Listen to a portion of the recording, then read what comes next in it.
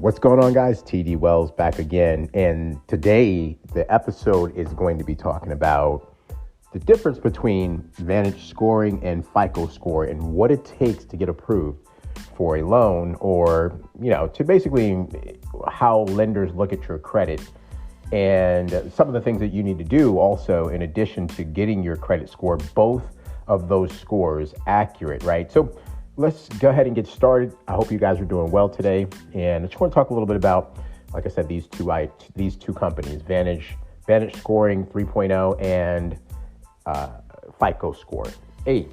Well, when there's a bunch of different levels of Fico scoring, by the way. And the reason that I can talk fluently about credit scoring is because I've been in both the mortgage car industry and the banking world for pretty much, let's call it 20 years plus, and the car industry. So those industries all use different scoring models. And a lot of people can't figure out a lot of times why, when they're on Credit Karma, there's such big discrepancies. Now, you might go to a dealership and find that sometimes they're using a Vantage Score 3.0 system to pull your credit. It just depends on what third party credit reporting vendor they're using, right? And those are, because remember, they're selling your loan. They're not actually funding the loan themselves, okay? Now, for example, if you went to like a Honda or a Hyundai or Chrysler or Porsche, those are all different entities, right? And they each one of them have their own credit criteria.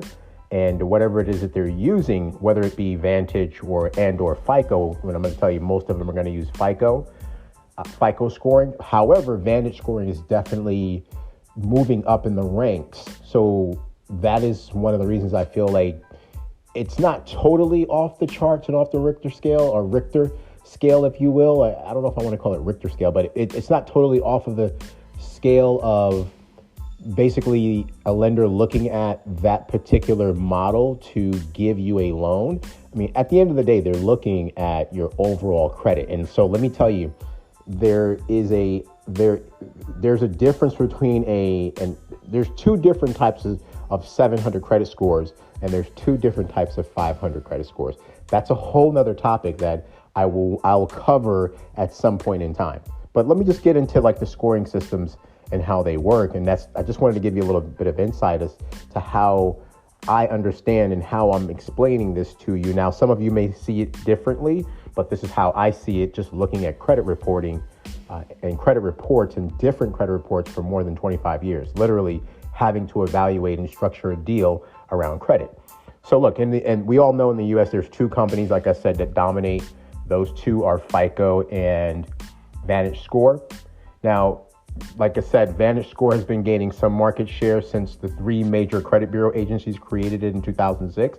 So believe it or not, the credit agencies or the credit bureaus are the ones that actually created Vantage scoring. And I can get into how credit is actually reported, and that the credit bureaus actually get paid by the creditors that are reporting. So it is in their best interest to have as many reporting debts as possible, right? So look, both companies develop credit scores that lenders and creditors can use to evaluate applicants and manage customer accounts. So just so you know, Vantage Score and the Fico scoring models use slightly different criteria to determine what your scores are. So like Vantage Score and Fico score create multiple credit scores in a way. And I guess the only way to articulate that is, look, Vantage and Fico create credit scoring models. Like, it's a software. And what it does is it analyzes your credit report to generate a credit score, right? That's pretty simple. I mean, I don't know if most people may not know that, so maybe it's not as simple. And then the consumer risk scores that Vantage Score and Fico create have the actual same goal, right? To predict the likelihood that if a person will fall at least, if they'll fall at least 90 days behind on a bill within the next 24 months, they're predicting if you are going to fall behind. And so that's, in actuality, it's an algorithm. They figured out that the way that you make your payments is how they're going to base your scores at that point in time. Now, you might just go ahead and pay everything off, but that doesn't mean your credit score is going to jump up. I've seen that firsthand because I own a credit repair company, and I do, and I see, and I look at credit reports, again, all day long. So this is something that's really, really dear to my heart, if you will. So I not everybody understands the algorithms of how the model it works, but the credit bureaus are not always on your side, and I hate to say that, but just know that if you keep all of your debts and all of, your liabilities, your credit cards, and even some of your installment loans. I mean, obviously your installment loans would be like an auto loan, or maybe a personal loan that you took out, or whatever the case may be. Those are going to be a little bit harder to keep at a 20% because you took out a loan for 10 grand or $10,000, and it's not a revolving line. So it won't fluctuate up and down, right? Because it's not like a credit card, which is a revolving line. An installment loan is one that you just continuously pay, and the balance decreases from the actual credit limit. So if you got a $10,000 loan and you pay $1,000, then it's going to go down to $9,000, right? $9,000 that you owe that company, and it won't be revolving, so you won't be able to replenish that, if you will, right? So let me just keep going here. So the Vantage scoring models and the base FICO models are just generic credit scores, meaning that they're created for the use by a wide range of creditors, such as like private student loan companies, online lenders, and actually card issuers. Now the FICO also creates industry-specific auto and bank card scores. Those are built on the same criteria as the base FICO scores, but tailored for auto lenders and card issuers, right? So that's what I was saying, is that when FICO scores are basically used mainly for car dealerships, that's why if you're going to a car dealership and you go, oh, my credit score, I've seen it like firsthand every single time. Somebody walks in and goes, well, my free Vantage score, which happens to be Credit Karma, they say, well, my Credit Karma says I'm 750, and then when we pull the credit report, it's a 550. Happens literally 7 times out of 10. So I would warn you to not be so stuck and hell-bent on using Vantage Score 3.0, and double check to make sure that it's actually a Vantage Score 3.0 that's being used when you check your credit score personally.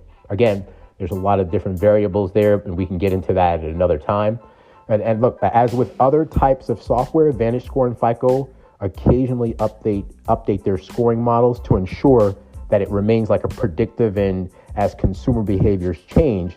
And that what that does is that's to incorporate new technology or information that for like specific industry practices. So look, the first Vantage Score model that was created was version 1.0, right? And you might have seen that way back. And I don't think a lot of lenders are using that currently, but that was launched in 2006. That wasn't very accurate in my opinion, and I've seen those models before. There are some credit unions that use them. Mostly actually you'll find that most credit unions that use Equifax to pull your credit are using versions 1, 2, and sometimes 3. There's a new model now, which was just released, and that one is 4.0, and that was released in 2017.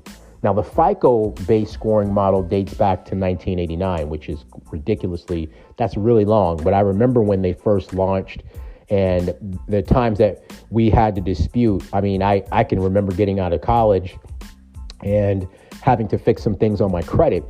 And somebody says, well, you just got to reach out to the credit bureaus. I mean, I didn't know anything about credit back in 1989, to be honest with you. I know that my parents had great credit, and they would always say, well, pay your bills on time, pay your bills on time. And, well, being a college student, I think that happens to a lot of us. We're even though we may have been told that, we weren't specifically taught how to utilize it properly. So anyway, going back to the FICO-based scoring model, that dates back to 1989.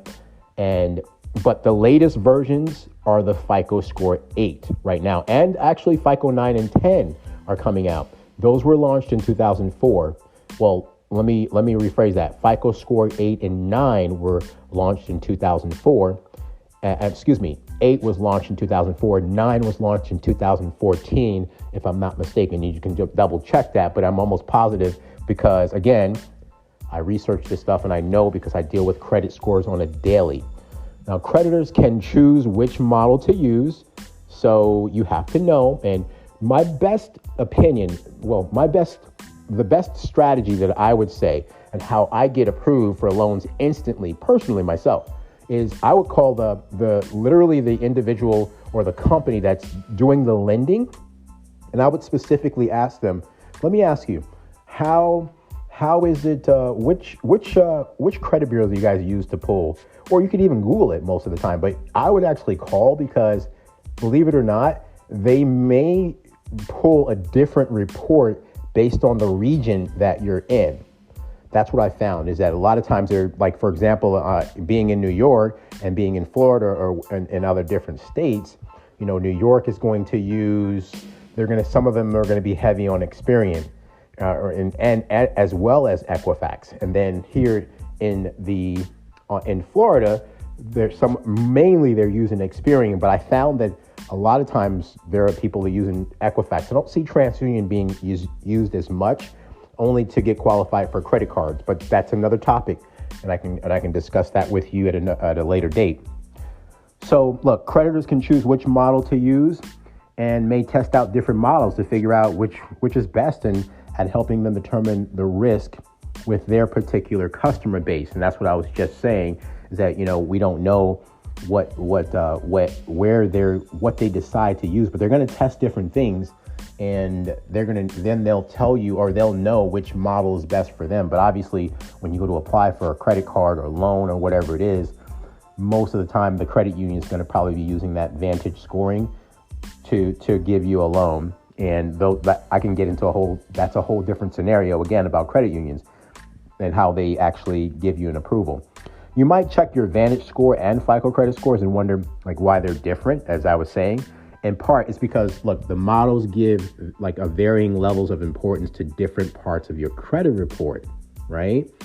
So here, look at this. Watch this. Listen to this. While Vantage Score and FICO, those two try to predict the same thing, their credit scoring models aren't identical. I just want you to understand that. They're not identical.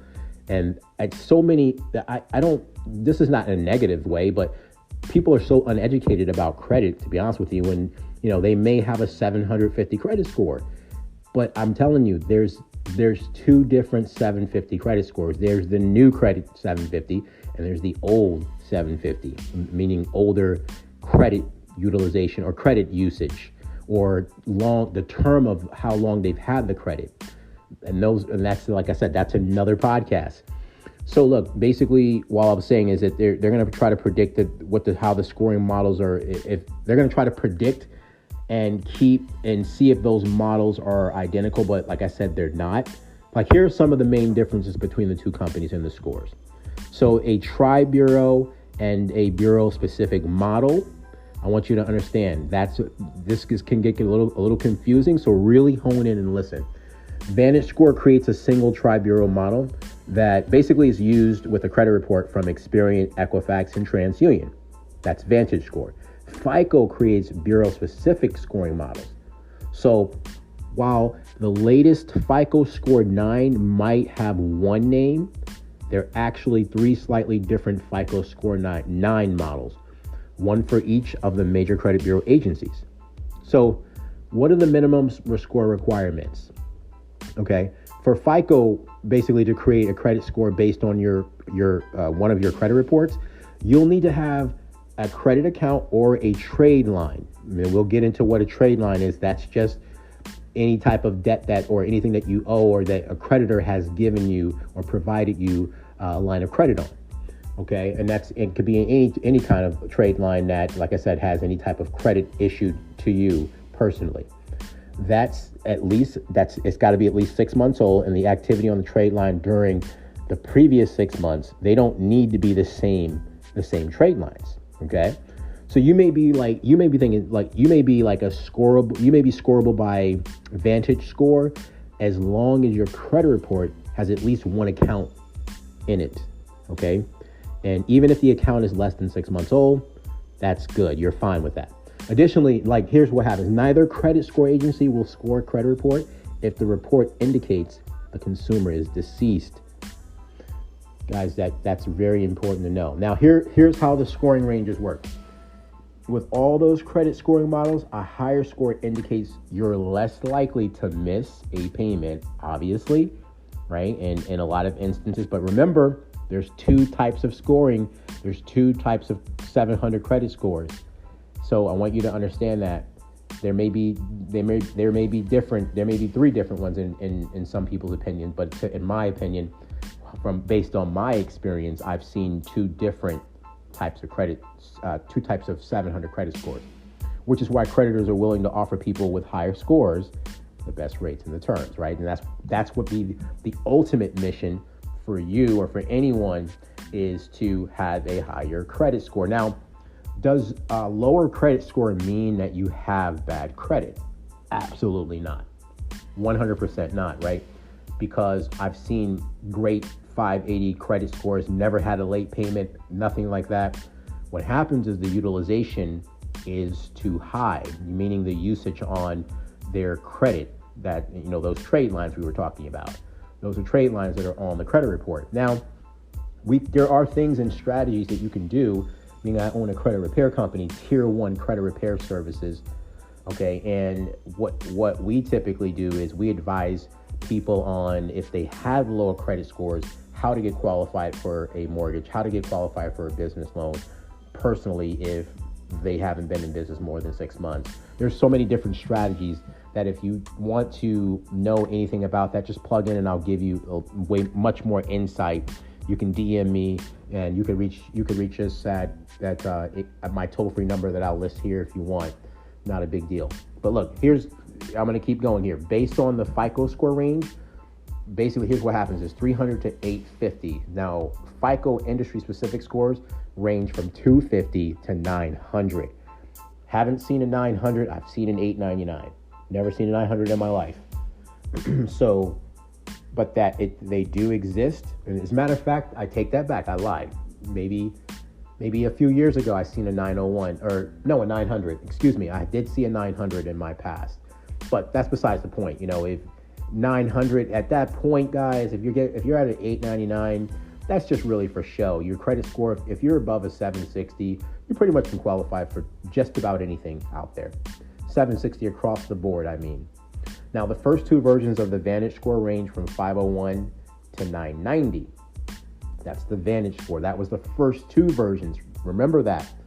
But the latest Vantage scores 3.0 and 4.0 use the same 300 to 850 range as a base FICO score does.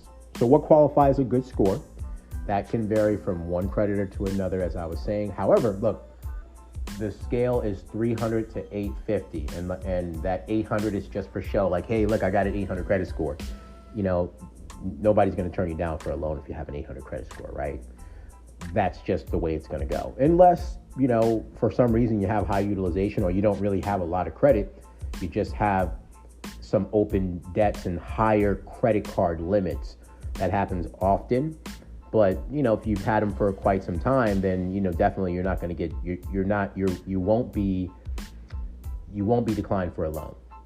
So just know that you can go to 300 to 850. A score of at least 670 for FICO and a 700 for Vantage score will generally qualify for having having good credit. Now, the differences, the important parts of different credit score factors, in my opinion, basically the impact of a specific action on your credit scores, right? It will depend on your overall credit profile and the scoring model. So understand, FICO and Vantage only consider the information that's in one of your credit reports when they basically factor in your credit score. And so what happens, they generally will place similar relative levels of importance on the same type of information. So what does that mean in layman terms? I don't think it's simple. I think it's a little bit scientific and a little bit, I don't know if I'd call it scientific, but I think it's their personal scoring model. I think a lot of it is just algorithm. Remember, they're created by humans. It's not always accurate, right? So I want you guys to understand that if there are things on your credit report and they're incorrect, 100% dispute those items. But do not, and I repeat, do not, if it is yours and it's on your credit report, do not say it's not mine. Okay? There are other ways to get those things off your credit report. You don't have to say it's not mine. All right, moving on. The main factors that impact your score can be separated into several different categories or many different categories. So here are the things that you need to know. Payment history. Whether you've made on-time payments, late payments, having accounts and collections, defaulted on debts, or have a bankruptcy, whatever the case may be. Your credit usage. Remember we talked about credit utilization, the amount of available credit you're currently using with your revolving credit accounts, like your credit cards or anything else, or to a lesser extent, could be anything you owe on installment loans. And we talked about that. The length of credit history is super, super, super important. And there are strategies that you can do to gain great credit scores if your credit scores are low right now, while you're working on adding primary accounts, trade lines to your credit report or credit profile. And how much experience you have managing those credit accounts, that goes into the algorithm. The type of accounts, whether you have experience using and paying off different types of credit accounts, just don't be late on them. And I would say that, I'll get into that in a minute, but let me just keep going. The recent activity as well, whether you recently applied for new accounts or that led to hard inquiries, get those inquiries off. If you did not get approved, make sure that those inquiries are taken off your credit report. So all in all, guys, look, I want to end it here, and I want to talk to you about this part. And I want to say that at the end of the day, what's super important is that if you have inaccuracies on your report, I already mentioned this, do not say they're not yours. There are dispute strategies that you can take and utilize to enhance your credit score and get those items off your report. Okay, there are a lot of things you can do and different strategies. Understand that, always know before you walk into any place or any dealership or anywhere to get a loan, how they're going to approve you. Like, what credit report are they using? What model do they use to pull? Like, people will tell you, if you get the right representative on the phone, they're going to share with you how their model works, because they pretty much know. Not all of them are going to know. But if you just dig a little bit deeper, you'll definitely get a better understanding of how to increase your credit score. This was just, all this particular podcast is to give anyone strategies that really need to understand how Vantage 3.0, which is, I know Credit Karma is like really, really big out there. A lot of people carry that on their phone because it's free, doesn't cost anything, but most of your credit card companies have it as well. Even some of the checking account, I noticed that when someone is applying or wanting to increase their credit scores, their bank or their checking account is attached to credit scoring models. Typically, those are using, like Capital One, for example, has it, and I've seen like Wells Fargo, Chase, they actually all have it, believe it or not. And so I wouldn't give them all the power to have the ability to see what my score is. That would be the one thing that I'd probably leave out, and I wouldn't give them the power to have your scores to basically have you opt in, if you will, right? Because that's ultimately what you're doing when you're giving someone the power to have your credit score up, is because it's free, right? Now, I'm going to hit this last piece and I'm going to say this. If you notice, Credit Karma will always send you offers because it's a third-party company. It is not a credit bureau. I want you to understand that. Credit Karma is not the end-all, be-all. It's not the credit bureaus. Can you dispute things through them? Yes, I'm sure you can. But it's a third party. It's not what you think. So the thing is that what they're doing is you're giving them the power to basically watch your credit score and then go, oh, great. We don't need them to opt into anything or opt out. They've already opted in because they're a part of they already have been implemented into our program. we're a third party, we're going to recommend that another third party offer them a loan because their credit score is now a 620. Oh, wait, it just went from a 620 to a 680. So now they qualify. So every single time that you apply somewhere, number one, it's a soft credit pull, right? We're going to get into soft credit pulls in a podcast in the near future, but those can be seen by anyone that you're applying for, that you've applied to. And if you have too many of those also, that could affect you. But getting back to what I was saying is that Credit Karma is actually selling your information in a way because they're recommending that you apply to a loan and go through them. And every time you do that, they earn an affiliate commission from those banks or whomever. They're earning from you, and because you're giving them the power. So what I would say is stop giving them the power and basically find a way to only use one source when running your credit, because actually Credit Karma is a soft credit pull, by the way, every single time you pull it, right? So with that being said, guys, I hope that I was able to give you a little bit of insight and understanding of how credit works. I'm going to be doing a lot of these podcasts and giving you more insight as to different strategies and different ways that you need to be looking at to help you enhance your credit, not just because you have a high credit score, because again, having a high credit score means something. Obviously, it helps you, but there's ways to safeguard and there's ways to do other things to make your credit score even higher. And like I said, it doesn't matter. It does matter in a way, because if your credit score drops from an 850 to an 800, that's great. But if it drops from a 760 to a 700, then there's problems, right? And so you may not be able to qualify for certain things. So that's all I really wanted to say. I appreciate you listening. If you have any questions, please feel free to reach out. We can help you and assist you with your credit. You can DM me anytime, TD Wells. You can follow me on my podcast, which is Coach TD Wells. It's on Anchor. And also, we also provide we raise capital for businesses. Anyone in the interim of doing a real estate transaction, we can provide the interim cash to fund their deal, whatever the case may be, on any type of small business loan, restaurant loans, equipment financing, any of those items. We do SBA loans as well. And I'm looking forward to hearing from you guys. Thank you for listening in. You guys have a great evening.